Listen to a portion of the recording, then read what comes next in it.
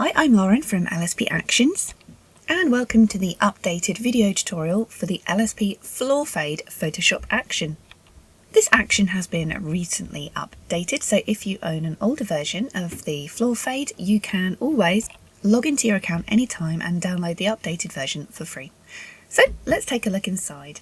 After installing your actions, you do this by downloading the ATN file, the LSP Flawless Floor Fade ATN file from the website after purchase, and you double click to get into Photoshop. If that isn't working for you, or it says something like no program associated, you can go on the LSP Actions installation instructions and see some different ways to get your Photoshop actions in. So come up to Window and hit Actions, and you'll find Flawless Floor Fade at the bottom of your action panel. I'm just going to shrink the panel down a little bit because, as you can imagine, I have a lot of actions in my panel. You can work on grey mode, where you need to click any of the LSP actions. I've popped a little icon with a little play triangle on it, so you need to click this and hit the play button to play the action. Or up here on the little burger menu, if you hit button mode, drag it in smaller to snap into a little neat column if you need to, and you'll find your floor fade action here. And these you can just click to play. So the first thing you need to do, open your image up into Photoshop. I've opened one with a flocati and a seamless paper backdrop. Floor Fade is a solid colour painter, so it works best if you want to replace a floor to wall join with a solid colour. Or, for example, you know, if your backdrop stops here and you want to continue painting, you can use the Floor Fade too. Also works if you've got, for example, a wooden floor or a floor of a different colour and two different colours that you just want to fade together. Best thing is if the colours are all very similar, so you've colour blocked your image, so you've got these similar toned colours inside. So I'm going to click on Floor Fade, and this is going to play out. You get a little instructions box pop up, and it gives you instructions. A box will pop up asking you to select the colour. Hit OK to start, click on image to select the colour. Make sure your sample point is set to all layers. I'm going to show you how to do that. So you hit continue, hit OK. It's going to come up with a little box saying colour fill 1, hit OK. And you're going to get this colour picker box pop up. I'm just going to drag this down here a little bit. So what you can do is simply hover over your image. Don't, select a dark colour or somewhere random in your image. Select a colour around your subject that is the best middle zone colour. Not too light, not too dark. You're looking for that Goldilocks zone, so I'm going to click about here. Now before we continue, if for some reason you're clicking about and it's only coming up as white, like this, you've only got white coming up, you're clicking, nothing is happening, you need to go and take a look up on your top bar. Up here you have sample current layer. You need to change it. It might say current and below, it might say something else, but you need to change this to all layers. This is your sample point. You want to sample a colour selection from all the layers. If it just says current layer, you're only going to get white. So change to all layers and click to get your Goldilocks zone and hit OK. The action is going to play out, create a few layers for you. When the little instruction box will pop up, you can hit stop. And you'll see here, over in your layers panel, you have the LSP Floor Fade with the mask selected for you. And then you have a few extra layers now. You have dark in the fade, light in the fade, optional paint lighter. The main layer is selected for you. This is the LSP Floor Fade. I've got a black layer mask on a solid colour box. And at any point you can double click this colour box and you can change it a little bit if you need to. You can just double click that. So on the mask, a mask in Photoshop is a little bit like a lotto scratch card. Black means hide, black means hidden, you can't see anything. White means show. A white brush has already been selected for you, but if for some reason you can't see it, you can hit brush, hit white. Your settings need to be brush mode normal, 100% opacity, 25% flow. Or you can bring your flow down even more if you want a calmer effect. And then I'm just going to use the square bracket keys to break the brush a little bit bigger. You can just paint this on. You see there, I'm going to just go over the background a little bit too, just to even the background out. So I'm just fading this flocati in.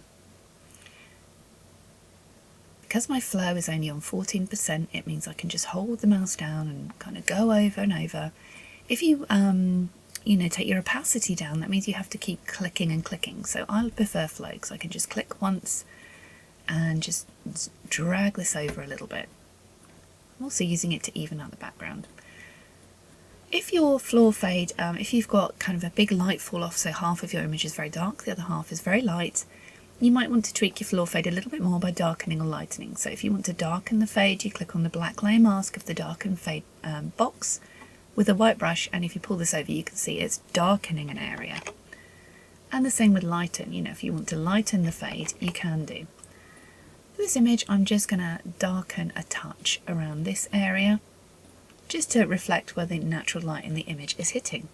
At any point you want to take anything off, you can switch to a black brush and just paint that over. Black means hide, white means show. You also have an optional paint layer here. You click on the empty box here, not the mask, because it's empty. Click on the box, hold down Alt, and you can sample anywhere from your image and just paint that on. So that's if you wanted to add some kind of extra painting. If your colours are wildly different, you can do this. Just adding a little bit of extra fadies on.